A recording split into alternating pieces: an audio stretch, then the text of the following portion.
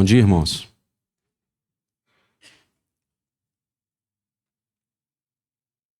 Vamos abrir as nossas Bíblias, irmãos, no Salmo 16. Eu gostaria de considerar com os irmãos uma breve reflexão a respeito de motivação. E queria perguntar para os irmãos, e os irmãos reflitam, considerem a respeito disso. Qual é o motivo de os irmãos estarem aqui hoje de manhã? Qual foi o motivo que fez vocês separarem esse tempo do domingo de manhã de vocês para virem até esse salão participar dessa reunião? Para alguns de nós, talvez para os pequenos, o motivo é porque os meus pais falaram que é para eu vir. E se eu não vir, eu vou arrumar um problema com os meus pais, né? Talvez seja porque eu estou passando por algumas dificuldades e eu sinto que se eu participar desse momento, talvez Deus vai ouvir a minha súplica e vai abrir os caminhos para aquilo que eu estou precisando, para aquilo que eu julgo estar carecendo. Irmãos, se a gente expandir um pouco essa pergunta e a gente começar a considerar qual que é a motivação que faz a gente abrir os olhos de manhã, que faz a gente levantar da cama pela manhã? Qual que é a coisa, qual que é aquilo que nos move? Porque isso é a motivação, o que nos motiva é aquilo que nos move. E uma motivação sempre tem alguma coisa em vista. Seja uma coisa ruim, que nós queremos evitar, por isso nós nos movemos. Seja uma coisa boa, que nós queremos alcançar e por isso nós nos movemos em direção a ela. Então eu queria instigar essa reflexão nos irmãos. Qual é a motivação da vida dos irmãos? Pelo que o irmão vive? Pelo que a irmã vive? O que te levanta da cama toda manhã? O que te leva a se relacionar com os outros? O que te leva a buscar fervorosamente os seus objetivos, o seu trabalho, enfim. O que te move, irmão?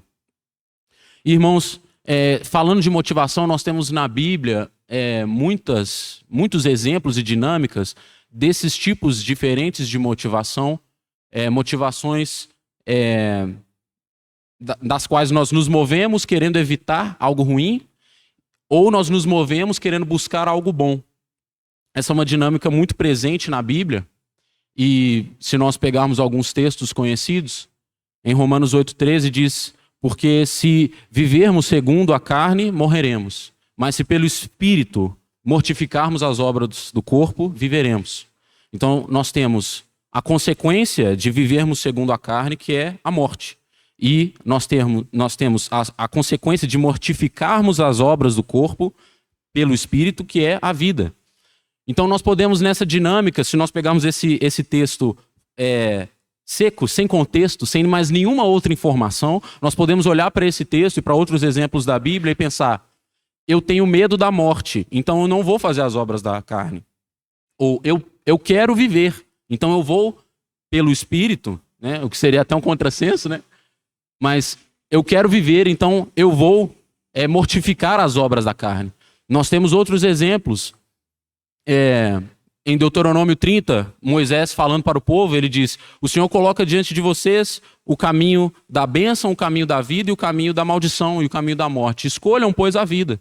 Porque logo antes dessa passagem tem todas aquelas prescrições da lei de que se o povo não obedecesse à lei, se o povo não seguisse as prescrições do Senhor, eles estariam sujeitos a maldições na terra prometida. E nós vemos nos livros proféticos, principalmente em Jeremias, sobre como que realmente o povo ele foi submetido a essas maldições por causa da idolatria que eles cometeram.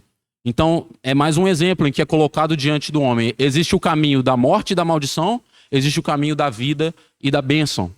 Escolha, pois, a vida. Então, existe essa dinâmica na Bíblia. O inferno é real. Nós devemos fugir do inferno. Nós queremos evitar o inferno. E o paraíso, a eternidade com o Senhor, também é uma realidade. E isso é algo que nós queremos alcançar, que nós queremos ter. Mas, irmãos, se nós tirarmos o contexto desses textos, se nós tirarmos a verdade do Evangelho que está sendo revelada através desses textos, então esse princípio ele não é muito diferente do que nós vemos no mundo.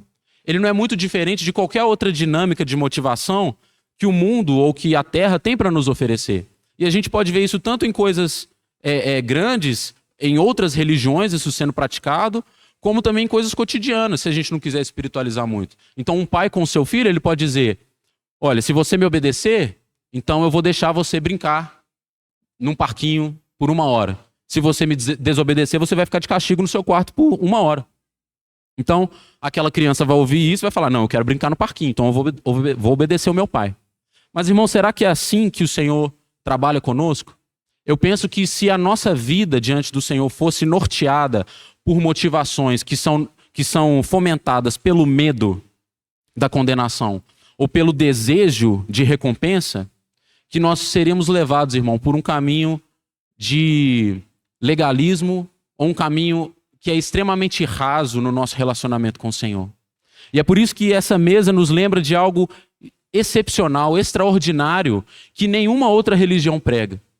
E eu pedi para os irmãos abrirem no Salmo 16, porque eu acredito que esse salmo ele nos dá, irmãos, uma linda cristofania que pode nos ajudar no nosso dia a dia, a quando nós estivermos em face a esses dois caminhos, quando nós formos confrontados com as tentações, quando nós nos virmos em situações em que estou diante dessa situação, eu posso escolher pecar, eu posso escolher fazer a vontade do meu Senhor. O que eu vou fazer? Qual que vai ser a nossa motivação para isso? Eu creio que no Salmo 16 nós temos um caminho para que o Senhor ganhe o nosso coração para Ele. Então eu queria ler com os irmãos esse salmo inteiro, ele é um salmo curto. Diz: guarda-me, ó Deus, porque em Ti confio. A minha alma disse ao Senhor: Tu és o meu Senhor. Não tenho outro bem além de Ti. Digo aos santos que estão na terra e aos ilustres em quem está todo o meu prazer. As dores se multiplicarão àqueles que fazem oferendas a outro Deus. Eu não oferecerei as suas libações de sangue, nem tomarei o seu nome nos meus lábios. O Senhor é a porção da minha herança e o meu cálice. Tu sustentas a minha sorte. As linhas caem-me em lugares deliciosos. Sim, coube-me uma formosa herança. Louvarei ao Senhor que me aconselhou, até o meu coração me ensina de noite. Tenho posto o Senhor continuamente diante de mim, por isso que Ele está à minha mão direita, nunca vacilarei. Portanto está alegre o meu coração, e se regozija a minha glória. Também a minha carne repousará segura, pois não deixarás a minha alma no inferno, nem permitirás que o teu santo veja a corrupção. Far-me-ás ver a vereda da vida, na tua presença há abundância de alegrias. A tua mão direita há delícias perpetuamente. Irmãos, esse versículo 11 mais uma vez, vamos ler mais uma vez. Far-me-ás ver a vereda da vida. Na tua presença há abundância de alegrias. Em algumas outras traduções diz a plenitude de alegrias. Eu inclusive acho que é uma tradução que encaixa melhor nesse texto. A tua mão direita há delícias perpetuamente. Irmãos, nós podemos ser motivados pelo medo na nossa vida. Ou nós podemos ser motivados também por uma fútil ganância de recebermos algum bem material, alguma vantagem do Senhor. Mas, irmãos, agora vamos abrir em 1 Pedro, capítulo 2.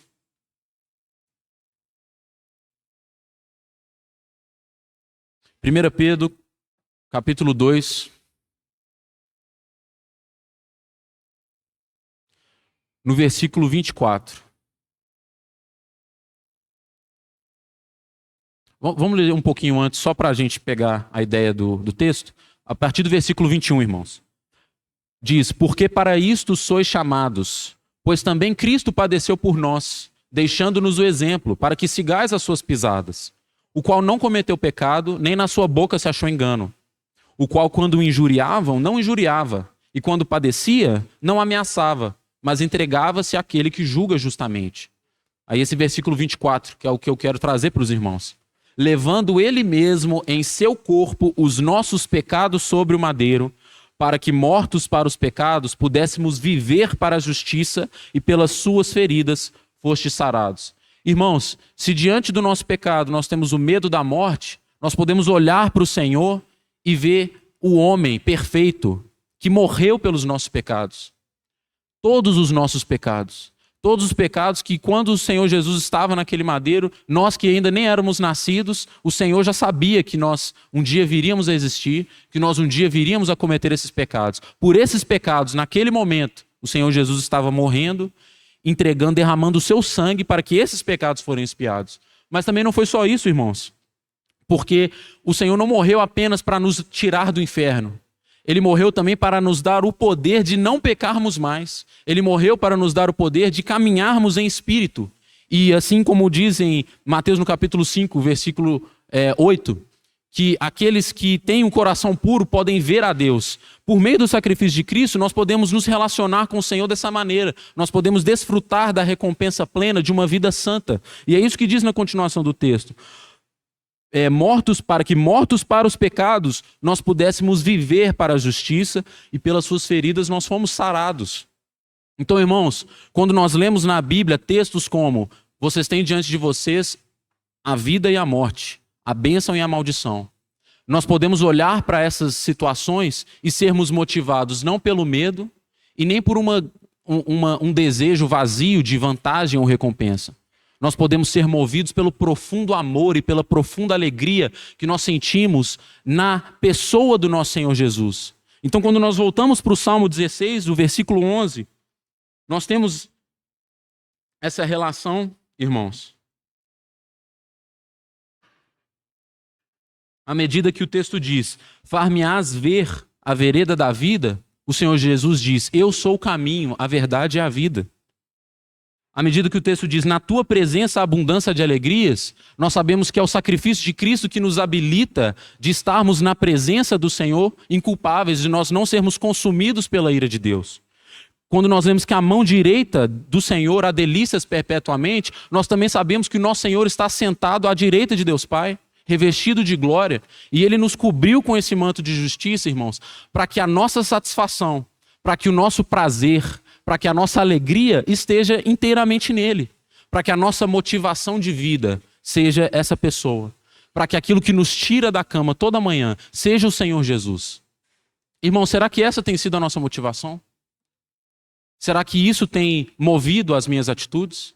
Será que isso que sequer me motivou a vir aqui essa manhã? Será que eu vim aqui essa manhã por causa de Cristo? Porque nós temos cânticos que dizem isso. E muitas vezes nós declaramos isso. Mas será que no nosso coração é isso mesmo que nos move? Irmãos, isso é um termômetro para nós.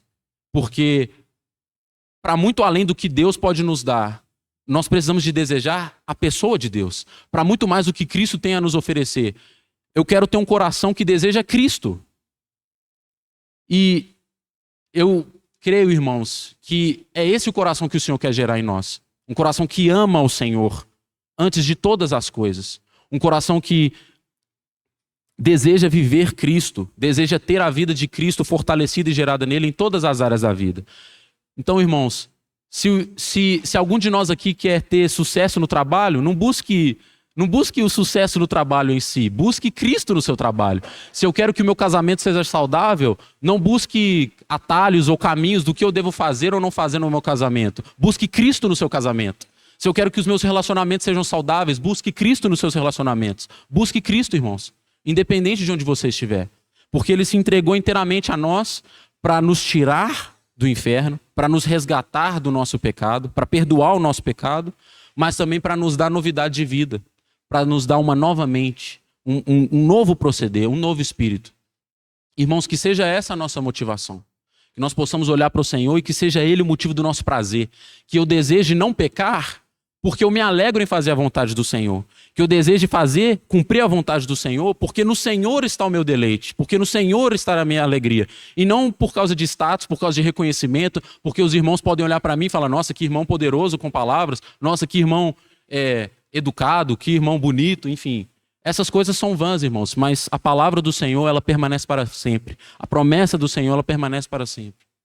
E diante dessa mesa, diante desses elementos, é mais uma oportunidade que nós temos, irmãos, de sermos renovados em arrependimento, de termos essa alegria na salvação restaurada, fortalecida. Mas, irmãos, que essa memória, que, como eu tenho tentado trazer para os irmãos, que essa motivação ela não se limite aos domingos de manhã, às 10 horas da manhã. Que todos os dias, irmãos, que todos os momentos, que diante das circunstâncias, dificuldades, tentações, que nós possamos fitar os nossos olhos em Cristo e dizer: Senhor, eu quero ter um coração que se deleita no Senhor. Eu quero ter um coração que escolhe não pecar Não porque eu tenho medo, mas porque eu amo o Senhor. E eu não quero pecar contra o Senhor. Um coração que busca as coisas do Senhor, não porque eu tenho que ganhar com isso, mas porque eu amo o Senhor. Porque eu quero que a vida do Senhor seja gerada em mim. E que isso possa realmente gerar a vida de Cristo em nós a cada dia mais, irmãos. Então, antes de partirmos o pão, eu gostaria de cantar o cântico Estamos Aqui Reunidos, que diz: Te invocamos, Senhor, só em Ti a salvação, não há outro nome maior, Tu és o motivo dessa celebração. Irmãos, nós não temos outro motivo que seja eterno, nós não temos outro motivo que seja realmente digno para vivermos, para nos reunirmos, para qualquer outra coisa. Que nós temos um coração que busca o Senhor. Aqueles que já creram no Senhor, nós já podemos desfrutar dessa alegria. Nós podemos cantar essa música com alegria em nosso coração, sabendo que se só há salvação no Senhor, Ele nos alcançou. Nós vimos o Senhor. Nós já tivemos revelado a nós a salvação e o plano eterno do Senhor para isso.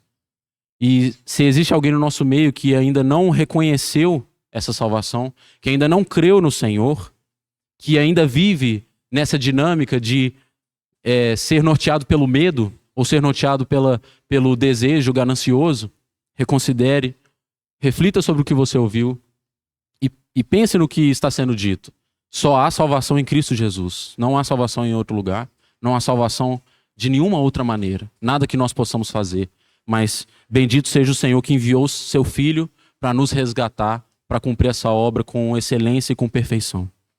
Senhor Deus, nós te bendizemos, Senhor, porque a tua salvação não apenas nos livrou do nosso pecado e da morte e do inferno, Senhor, mas nos habilitou a estarmos na tua presença perpetuamente. Nos habilitou, Senhor, a vivermos uma vida, Senhor, de santidade, Senhor. Nos habilitou a caminharmos em espírito, Senhor. Nós desfrutamos em Cristo novidade de vida, Senhor. Alegria indizível, Senhor. Senhor, muito obrigado. Porque, Senhor, quem somos nós, Senhor? Que sou eu, Senhor, para que o Senhor se dirigisse na minha direção, um pecador como eu, rebelde ao Senhor, inimigo do Senhor, assim como todos nós, Senhor. Mas o Senhor nos alcançou com teu amor maravilhoso. E o Senhor entregou o teu Filho para derramar o próprio sangue em favor daqueles que eram seus inimigos, Senhor. Senhor, que amor tremendo, Senhor. Que isso constrange o nosso coração nessa manhã. Que isso constrange o nosso coração durante todos os dias da nossa vida. Que nós sejamos renovados, Senhor, em arrependimento, em santidade. Que o nosso proceder seja uma resposta de alegria e de prazer e de deleite na presença do Senhor. Senhor, nós queremos a Ti, nós queremos mais do Senhor. Nós queremos crescer nesse caminho. Que nós diminuamos, que o Senhor cresça em nós. E que isso possa nos conduzir nos nossos dias. Nós te bendizemos e louvamos, Senhor, e adoramos. Só Tu és digno, Senhor. Digno de toda majestade, honra e glória. Em nome do Senhor Jesus que nós te oramos.